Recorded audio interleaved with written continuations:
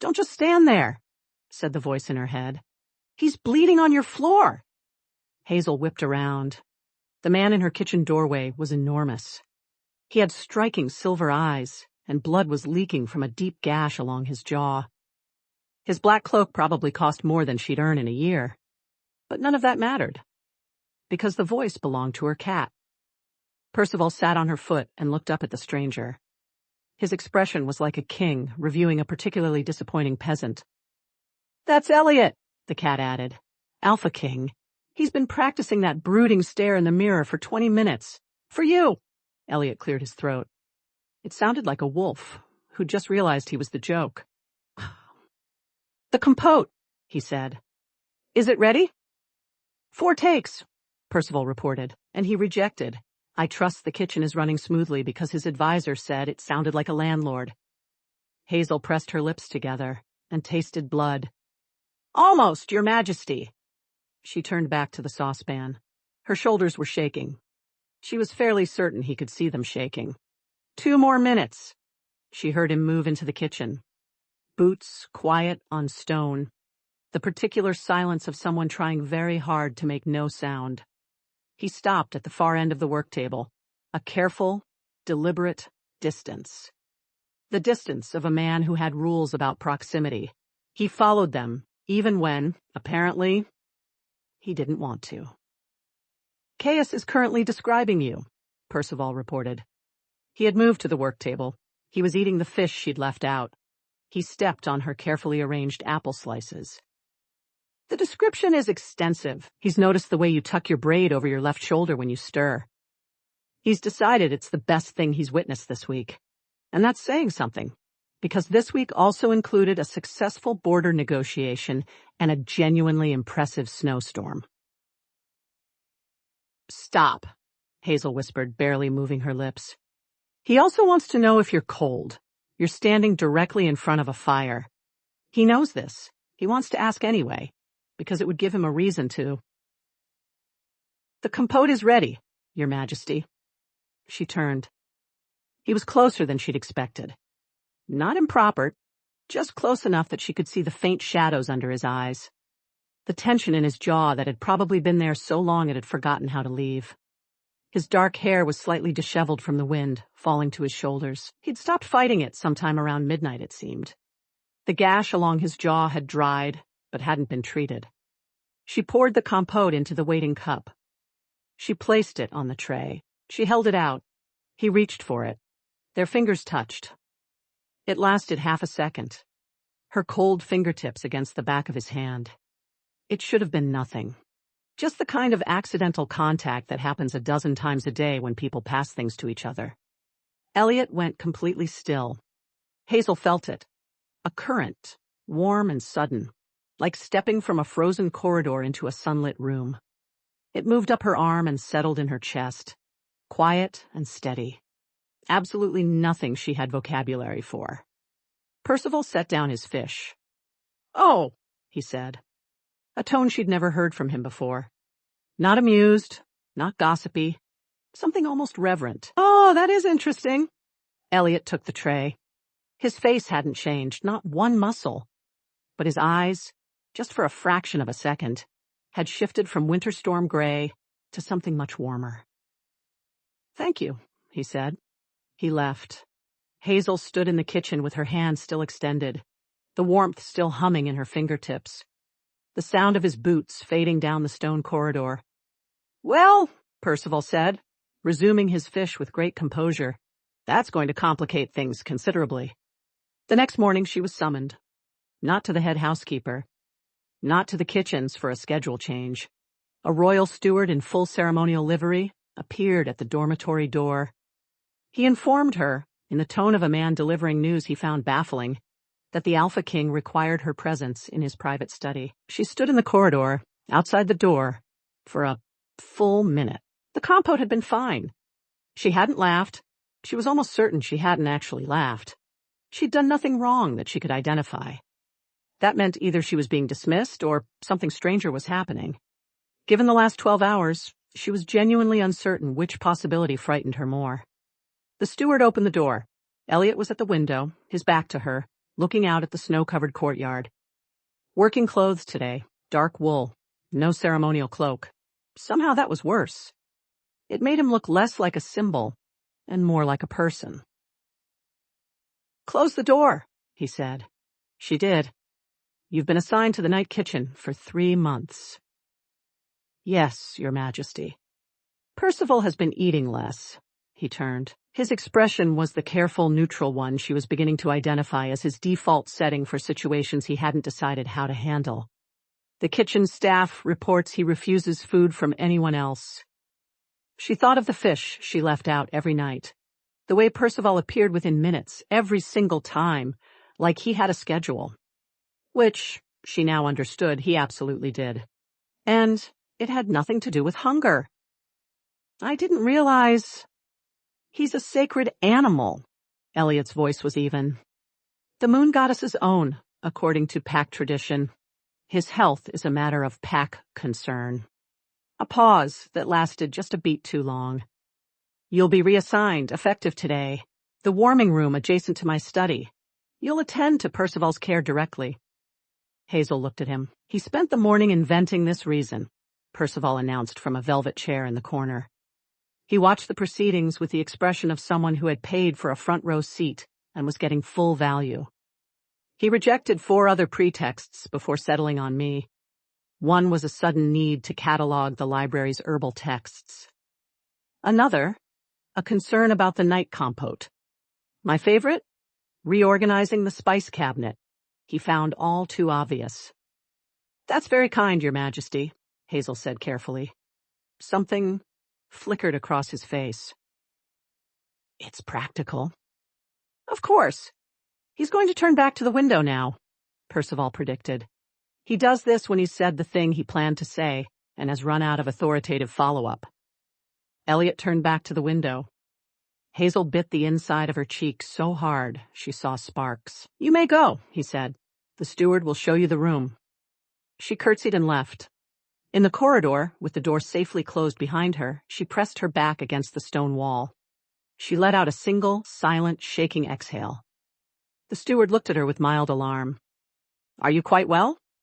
"Perfectly," Hazel said. "Which way is the warming room?" The warming room was extraordinary. Small enough to feel intimate. A reading chair, a writing desk, a low table, and an enormous cushioned platform that had clearly been installed specifically for Percival. It had a fireplace that burned without pause, a window overlooking the snow-covered herb garden, walls lined with shelves of dried flowers and bundled herbs that made the whole space smell like a summer meadow. It was the warmest room in the castle. Hazel suspected it was the warmest room she had ever been in. She was arranging Percival's evening meal when the connecting door to the study opened. Elliot stood in the doorway, a document in his hand. The expression of a man who had a perfectly legitimate reason for being there. "Percival's care schedule," he said, and held out the page. She took it. It was handwritten in a precise, angular script. Meal times, grooming schedule, and she had to read this part twice. A section titled, "Preferred Ambient Temperature Range for Optimal Contentment." It had been written with the deadly seriousness of a royal decree. "He consulted 3 reference texts on feline care," Percival reported from his cushion, watching the scene with immense satisfaction. "He doesn't actually know anything about cats. He was up past midnight last week reading about them." Caius kept interrupting to ask whether you preferred lavender or rosemary.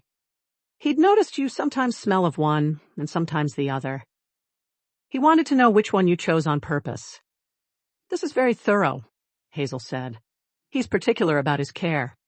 "Of course." Elliot looked at Percival. Percival looked back at him.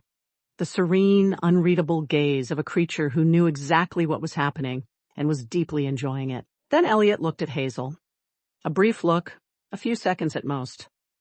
But it was the first time he'd looked at her directly, without the careful neutrality, without the deliberate distance.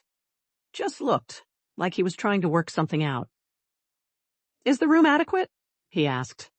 "It's beautiful," she said. Honestly. Something in his expression shifted, just slightly. The tension in his jaw eased by a fraction. "Good," he said. and went back through the door. "He's smiling," Percival reported, with great satisfaction. "On the other side of that door right now, he is absolutely smiling. He thinks no one can see him." A pause. "I can always see him." Hazel looked at the cat.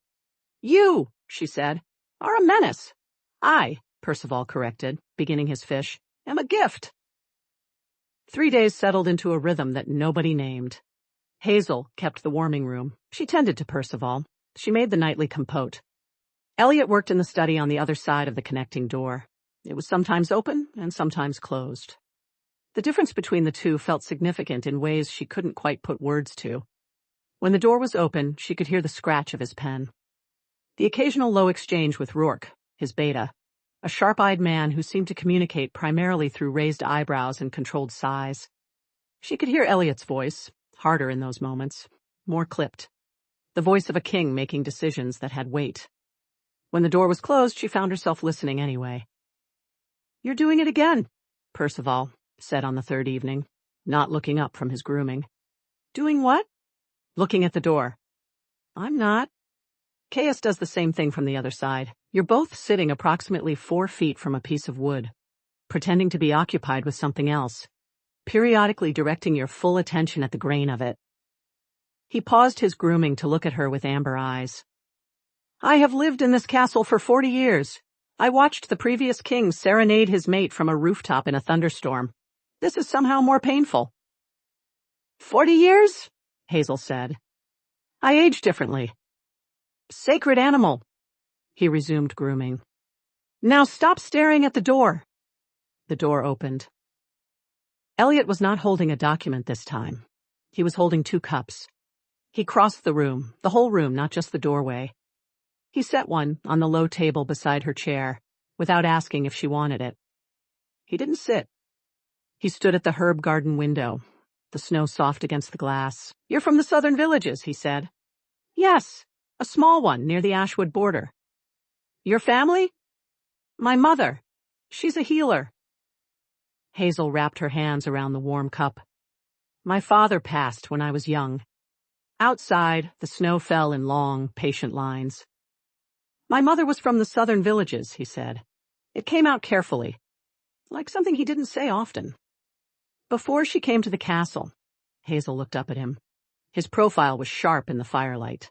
The strong jaw, the slight furrow between his brows that seemed to be his resting state. But his shoulders were different, less armored than she'd ever seen them. "He never talks about her," Percival said quietly. For once there was no amusement in his voice at all. "To anyone. Ever. In 40 years.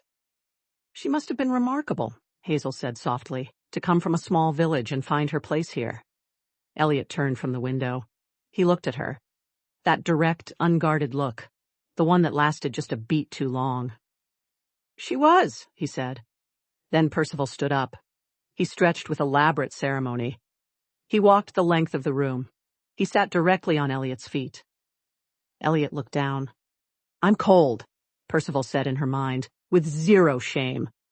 "And this is the warmest spot available. This has nothing to do with the fact that you two were having a moment." Elliot looked up at Hazel.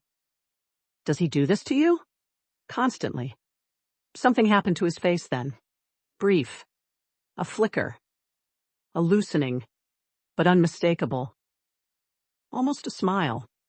Genuinely almost. He reached down. With the deliberateness of a man who had decided to do something and was committed to it, he scratched Percival once behind the ear. Percival began to purr like a small engine. "I didn't expect that," the cat admitted. "Point to Elliot." Hazel hid her smile behind her teacup.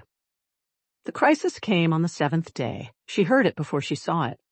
A shift in the castle's atmosphere. A tightening, like the air before lightning. Guards moved differently. Servants spoke in lower voices. Rourke passed the warming room 3 times in an hour, each pass faster than the last. She was brushing Percival when he went still. "A rival pack," he said, his voice losing its usual drawl. "The Ironmore. They've pushed through the northern boundary wards. 3 settlements." He stood on the cushion, tail low. "Elliot hasn't slept in 2 days. He was already running thin before this." Through the connecting door, voices. Elliot's controlled. Rourke's tighter. A messenger's still breathless. Caius is struggling, Percival said quietly. When Elliot is this depleted, the wolf pushes harder, like trying to hold a door closed against a storm. You can manage it for a while, but eventually your arms give out. The voices stopped. Silence. Then something hit the wall. Not violently, a single controlled impact. The sound of a man reaching the edge of something and stopping himself just before it. Hazel set down the brush. She stood up. Hazel! Percival's voice was careful. The last person who walked in there uninvited when he was in this state left with a dislocated shoulder. He didn't mean to. That's the point. I know. He doesn't always know his own strength when Caius is. I know, she said again. She crossed to the connecting door and knocked. Twice. Soft. Silence. She opened the door. The study was dim. The fire burned to coals. Elliot stood at the far wall, one hand braced against the stone, head bowed, shoulders rigid. He didn't turn. Get out. His voice was rough. Not anger. Something pulled too tight. That wasn't a suggestion. I know. She moved the way she'd learned to move around frightened animals. No sudden gestures, no hesitation, just steady and calm and present. She crossed the room and stopped a few feet behind him. His breathing was deliberate, controlled, the breathing of someone working very hard at something. Hazel. Low. Warning. I can't. You need to leave. When did you last sleep? Nothing. When did you last eat something that wasn't cold? His hand on the wall curled into a fist. Elliot. His name without the title. She felt him go still the way a held breath goes still. I'm not afraid of you. You should be. Maybe. She took one more step, close enough to see the tremor in his shoulders that he was suppressing with everything he had. But I'm not. Her hands were shaking. She couldn't help that, but she raised them anyway. She placed both palms gently against the sides of his face. He flinched, a full-body flinch, like a man braced for a blow who received something entirely different. She didn't move. She held still, her cold hands against his jaw, and waited. The tremor in his shoulders slowed. She felt the current again. Stronger than the kitchen, more deliberate, moving through her palms and into him. She felt the exact moment it reached whatever was straining inside him. Because he exhaled. Long and shuddering, the exhale of a man setting down something very heavy. Oh, Percival said softly from the doorway. There it is. Elliot turned, slowly, like a man moving through deep water, until he was facing her. She kept her hands where they were. She looked up at him. His eyes were hollowed out, the way eyes look when someone has been carrying something alone for a long time. What are you doing? He said. Not quite a question. I don't entirely know, she admitted. But it's helping, isn't it? A long moment. His hands came up, slowly, carefully, and wrapped around her wrists, not pulling her away, just holding. An anchor. Yes, he said. Very quietly. It's helping. Percival, for once, said nothing at all. They stood like that for a long time, in the dim study with the fire burned low and the snow falling outside. The castle held its breath around them. Eventually, Elliot stepped back. The careful neutrality returned to his face, but softer now. Less armored. You should sleep, Hazel said. I have reports. Rourke can handle them for one night. She held his gaze. You're no good to your pack like this. You know that. He looked at her with something that moved through his expression like surprise at being spoken to that way. Or something else. Something that looked almost like relief. The border situation will still be there in the morning. She stepped back toward the warming room door. I'll leave the fire up. Percival will stay with you. I will absolutely not, Percival said. I have a heated cushion. Percival will stay with you, Hazel repeated firmly. The cat made a sound of profound suffering and padded into the study. Elliot watched her go. She felt his gaze on her back all the way to the door. He's not going to sleep, Percival reported, settling onto the study rug with theatrical reluctance. He's going to sit in that chair and think about you for approximately 2 hours before exhaustion takes him. Then keep him company, Hazel said softly, and closed the door. She was wrong about the 2 hours. It was 40 minutes. She knew because she sat in the warming room with her knees drawn up and her tea gone cold, listening to the silence on the other side of the door. At 40 minutes, the quality of the silence changed, deepened, settled. He's asleep, Percival confirmed, his voice a murmur now. Caius, too. They both look younger when they sleep, like someone who hasn't had to be a king yet. Hazel looked at the fire. Percival, she said quietly. What happens if this, whatever this is, what happens if it goes somewhere it shouldn't? Define shouldn't. He's the Alpha King. I'm a night kitchen maid who talks to animals. You are a moon-touched healer with a gift that works specifically on him, which is not a coincidence. The moon goddess is not subtle. A pause. And he is a man who has not let anyone touch him in 6 years. Not since his mother died. Not since the last beta tried to clap him on the shoulder and ended up in the infirmary. Hazel was quiet. I've lived in this castle for 40 years, Percival said. I watched his father. I watched his mother. I watched Elliot grow up and grow hard, and grow into something that frightened even the people who loved him. Another pause. I have never seen him look at anyone the way he looks at you. Not once. Not ever. The fire crackled. Outside, the snow kept falling. That's terrifying, Hazel said. Yes, Percival agreed. Most worthwhile things are. The border crisis resolved in 4 days. Elliot handled it the way he handled everything, with cold, precise efficiency. 3 battalions north. A boundary agreement negotiated through Rourke. Affected settlements resupplied before the week was out. Hazel knew all of this because Percival told her, and because she could hear the shift in Elliot's voice through the connecting door. The gradual easing of something strained, the return of something steadier. He came to the warming room each evening, sometimes with a document, sometimes with tea, once with a book. He set it on her table without comment, then stood at the window for 10 minutes discussing the herb garden before leaving.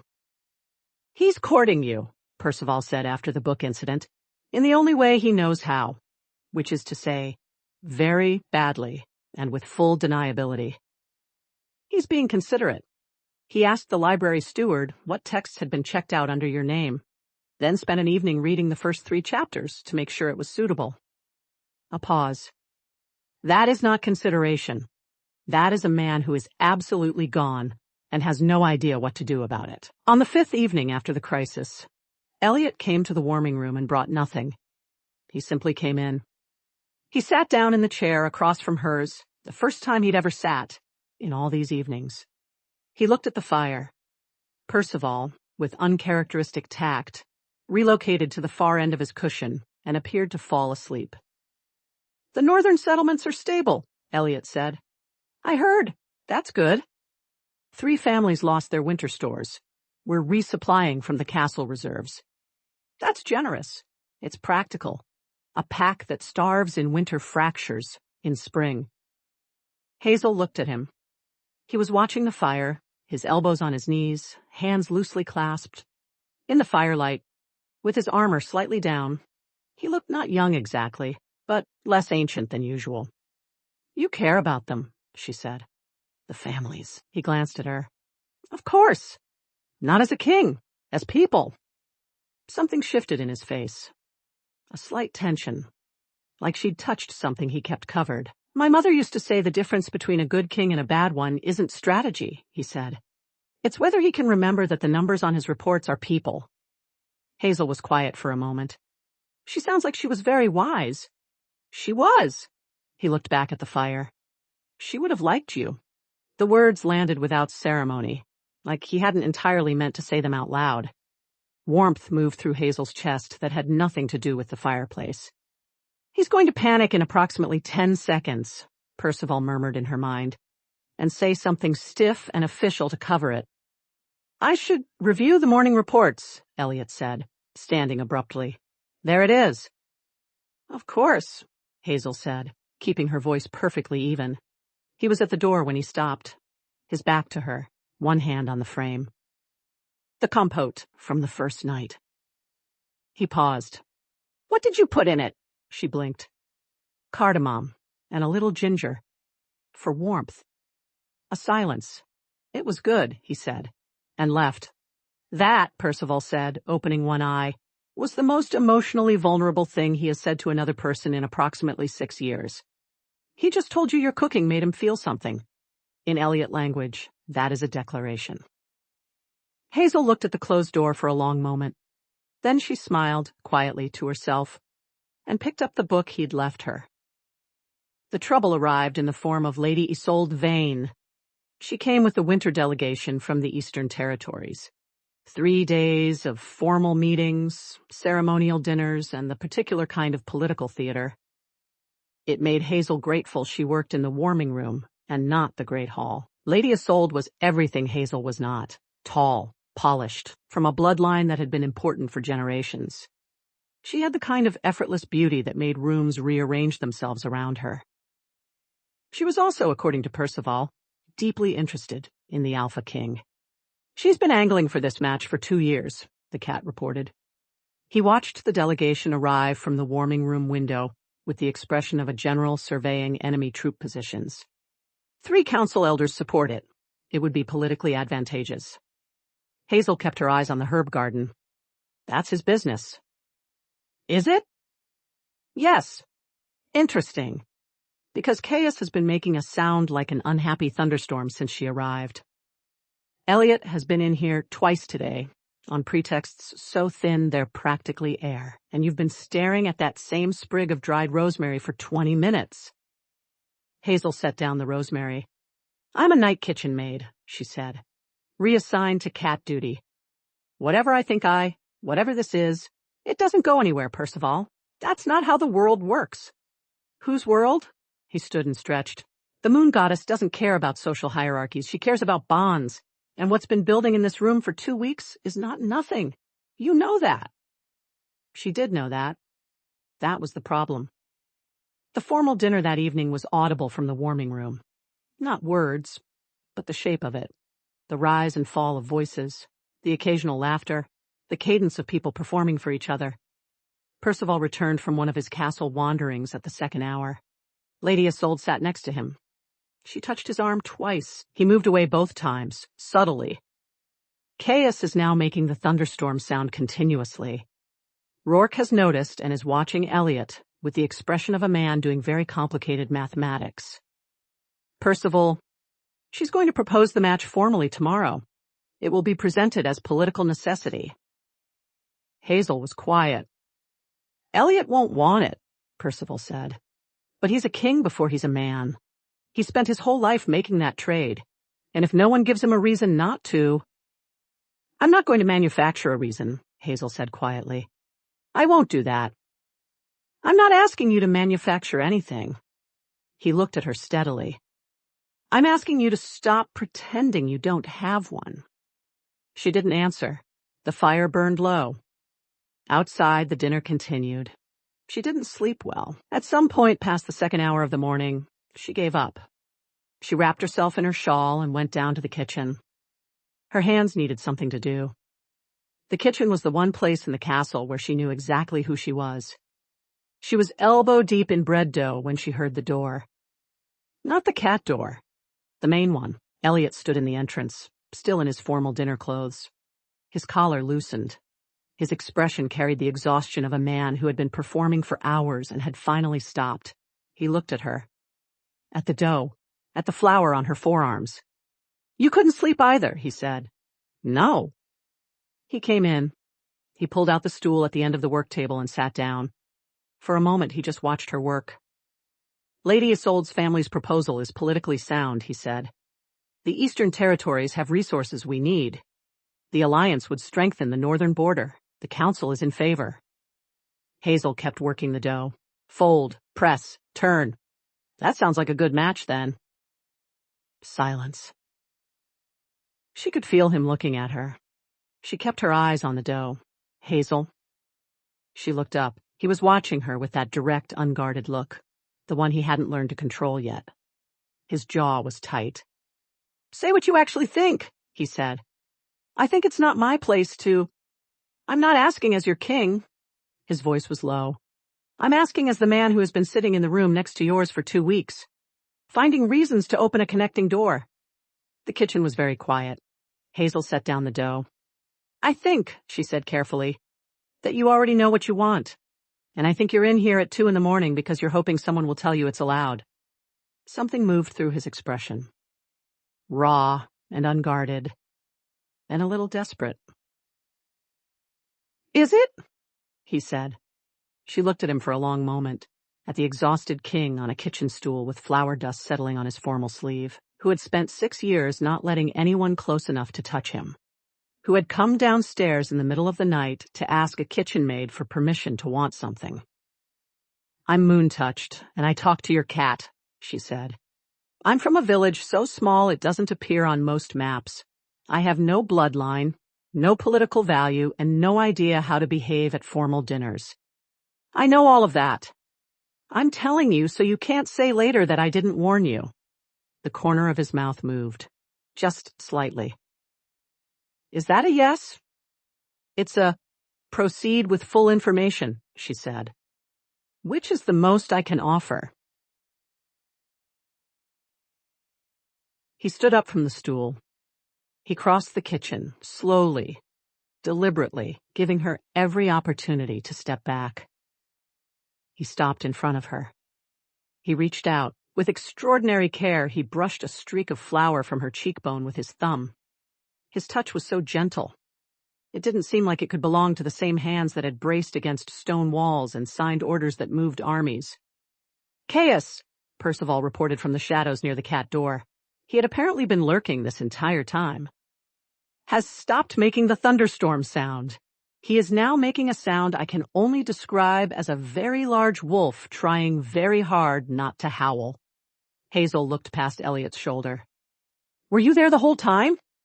I was cold, Percival said, with zero remorse. Elliot glanced toward the cat, then back at Hazel. Does he do this often? Constantly. He looked at Percival for another moment. Then, with the air of a man making a decision, he crossed to the end of the work table. He picked Percival up and deposited him firmly 6 feet away. Percival went rigid with affront. The audacity, the absolute... A pause. Actually, that was impressively decisive. Point to Elliot. Hazel laughed. A real one, unguarded. The kind that comes from somewhere genuine. Elliot looked at her when she laughed, like it was something he wanted to memorize. The match, he said. I'll decline it. You should do what's right for your pack. My pack needs a king who isn't half present. His voice was quiet. I've been half present for 6 years, running on duty and discipline and nothing else. He held her gaze. I don't want to keep doing that. Hazel was quiet for a moment. Then don't, she said softly. He reached out, slower, asking. He took her flour-dusted hand in both of his. His hands were warm. They always were, she'd noticed, like he ran a few degrees hotter than the rest of the world. They stood in the kitchen, in the deep quiet of the castle sleeping hours. The fire burned. The snow fell outside. Percival sat at the far end of the work table, making a sound of profound, reluctant contentment. I want it on record, the cat said, that I orchestrated this entire situation. You absolutely did not, Hazel told him. I left the cat door open on the first night. Elliot looked between them. What did he say? He's taking credit for everything. A pause. Then Elliot said, very seriously, he's probably right. The formal accusation came 3 days later. Rourke appeared in the warming room doorway, his face carefully composed in the way that meant something had gone wrong, and he was managing how to present it.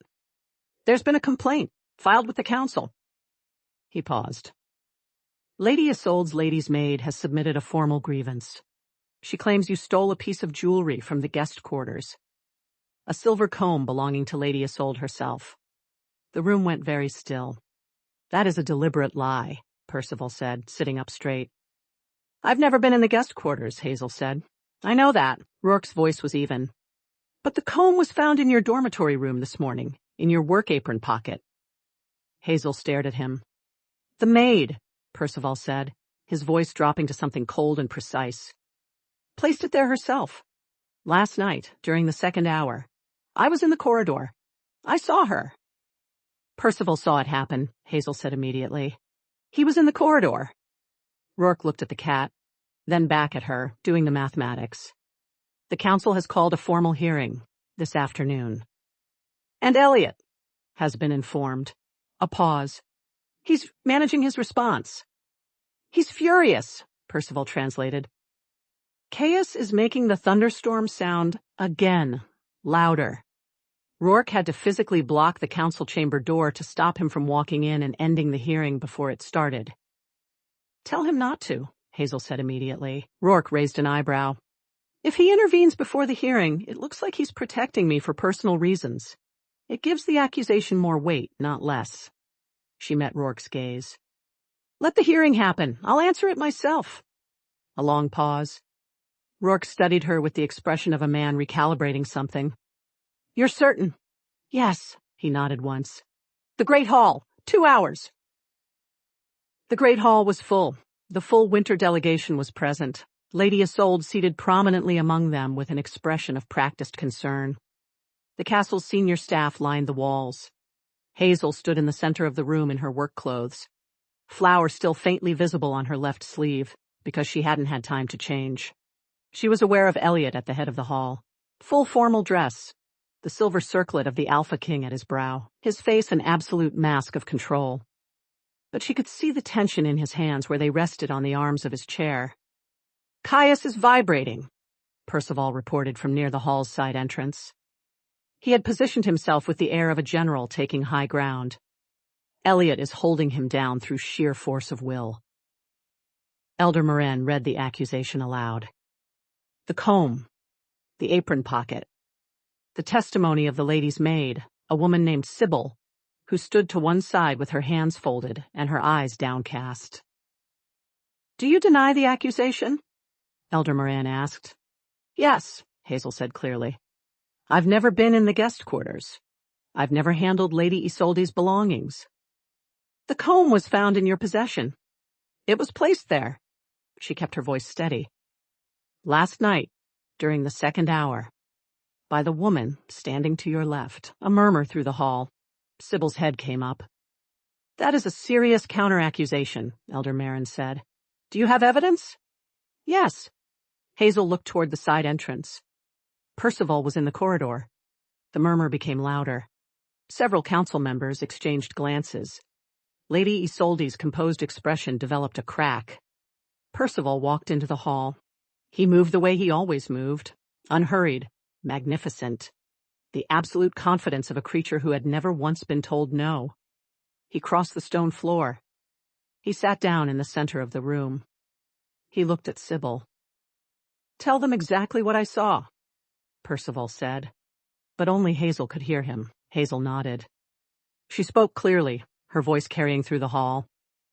Percival was in the east corridor at the second hour last night. He saw Sybil leave the guest quarters carrying the comb. He saw her enter the servants' dormitory. He saw her place it in the apron hanging on. The third hook from the left. My hook. Silence. You're asking this council to accept the testimony of a cat, Lady Isolde said. Her voice was smooth, but there was an edge under it now. Relayed through a kitchen servant who claims to speak with animals. I'm asking this council to consider why a sacred animal, the moon goddess's own, as your traditions hold, would be present in that corridor at that precise hour. Hazel held the woman's gaze. And I'm asking them to consider what Percival does next. Ready? She asked him. I've been ready for 40 years, he said. Percival stood. He walked directly to Sybil. He sat at her feet. He looked up at her. Then he placed one large paw deliberately on the hem of her dress and held it there. The hall went very quiet. Her right boot, Percival said. Inside the lining, she kept the original comb. What she put in your pocket was a copy. The real one is there now. She planned to retrieve it later and sell it herself. Check her right boot, Hazel said. Inside the lining. Sybil went white. 2 guards moved forward. Sybil stepped back, stopped, because there was nowhere to go. 1 guard knelt. A moment later, he stood up holding a silver comb that caught the torchlight. He held it up. The silence that followed was the loudest thing Hazel had ever heard. Lady Isolde rose from her seat. Her composure was intact. She was very good, but her eyes had gone cold and calculating. My attendant acted without my knowledge, or... Lady Isolde. Elliot's voice cut through the hall like a blade. Everyone went still. He stood up from his chair. He didn't raise his voice. He didn't need to. The full weight of his authority filled the room. Not the performed authority of a man trying to seem powerful, but the real thing, quiet and absolute and without mercy. You will not speak again in this hall today, he said. Your delegation will be escorted to the guest quarters. You will remain there until arrangements are made for your departure tomorrow morning. She opened her mouth. That was not a suggestion. She closed it. 4 guards materialized at the delegation's flanks, the smooth efficiency of people who had been waiting for exactly this signal. The Eastern delegation was escorted from the hall, with all the ceremony of a tide going out. Elliot stepped down from the dais. He crossed the hall. He stopped in front of Hazel. The entire council was watching. Every staff member, every guard. The hall was absolutely silent except for wind against the high windows. He looked at her for a moment, just a moment. She saw something move through his expression that he didn't bother to hide. Relief. Something fiercer than relief. Then he turned to face the hall. This council will note, he said, his voice reaching every corner of the room, that the accusation against Hazel of the night kitchen was false, malicious, and politically motivated. He paused. It will also note that she stood in this hall and answered it herself without asking for intervention, and that she was right. He turned back to her. She is under the protection of this pack, he said. Formally. Permanently. His voice dropped just slightly, still audible, but quieter. More personal. And she is under mine. Chaos, Percival reported from the center of the hall, has stopped vibrating.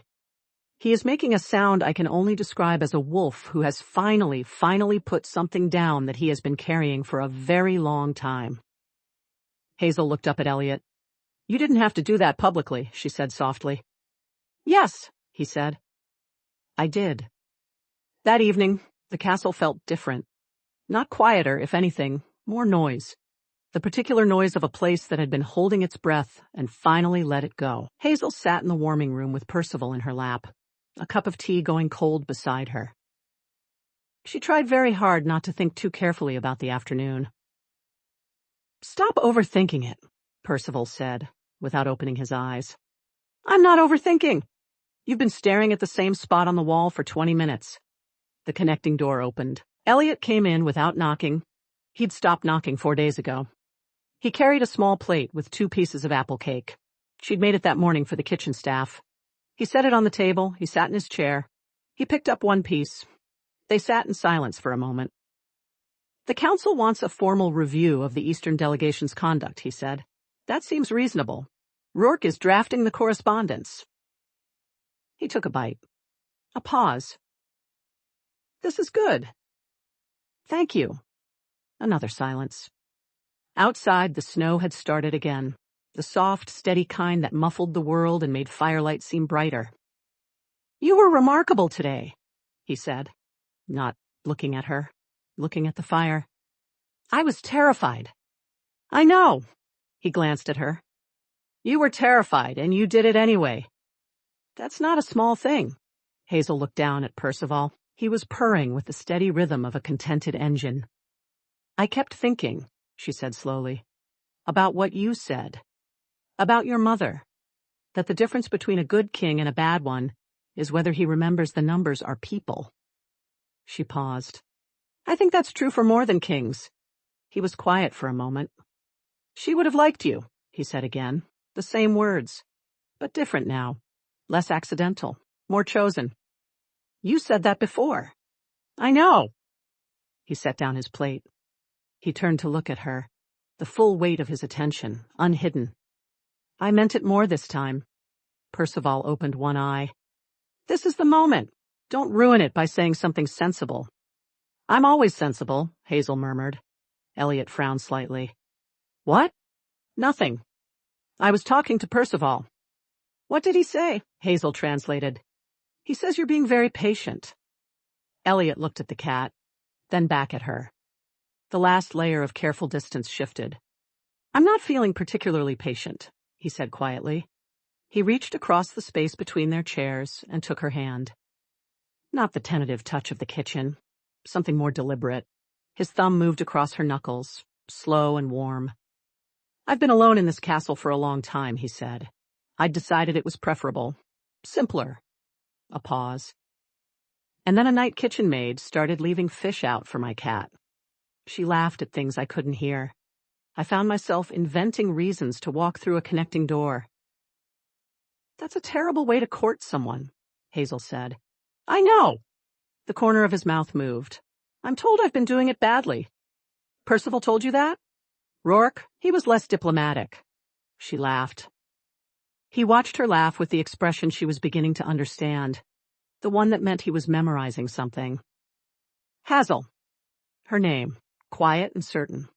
I want to do this properly, whatever properly looks like for whatever this is. He held her gaze. I want to figure that out. With you. She looked at him for a long moment.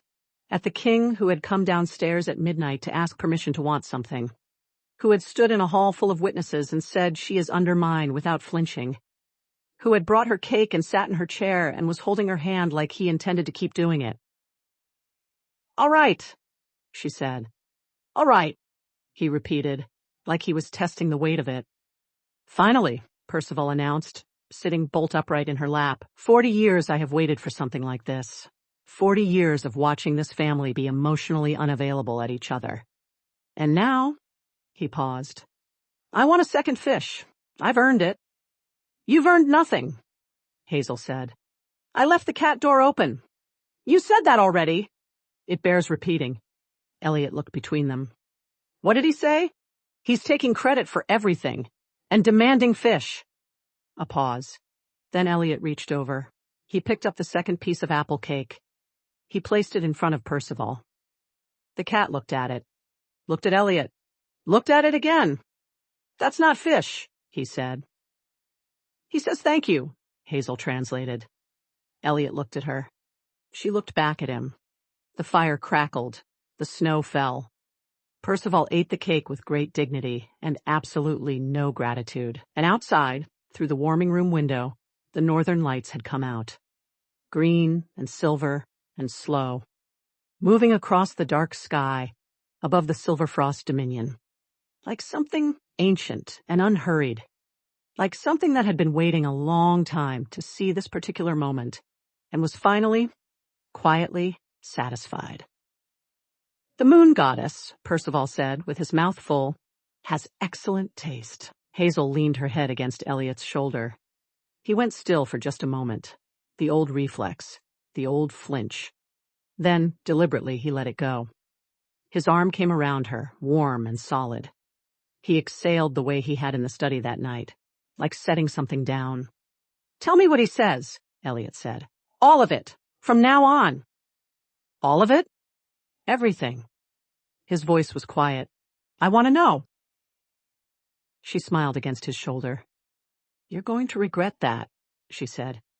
He has opinions about your cloaks. 7 cloaks, Percival confirmed. And he looks best in the third one. He never wears it because he thinks the second is more imposing. He is wrong. I have been wrong about many things in 40 years. I am not wrong about this. He says you look best in the third cloak. Elliot was quiet for a moment. The one with the silver trim? Apparently. Another pause. I've always liked that one. Of course you have, Percival said, but only Hazel could hear him. You have decent instincts when you're not overthinking. Both of you do. He settled back down, paws tucked beneath his chest. His purr resumed its steady rhythm. Now be quiet, I'm digesting. He says you have good instincts, Hazel said softly, and that he's digesting. Outside, the northern lights shifted and danced. Inside, the fire burned warm and steady. and the Alpha King of the Silverfrost Dominion sat in a small room that smelled of dried lavender and apple cake. A moon-touched kitchen maid leaned against his shoulder. A magnificently opinionated cat purred in her lap. For the first time in a very long time, he was exactly where he wanted to be.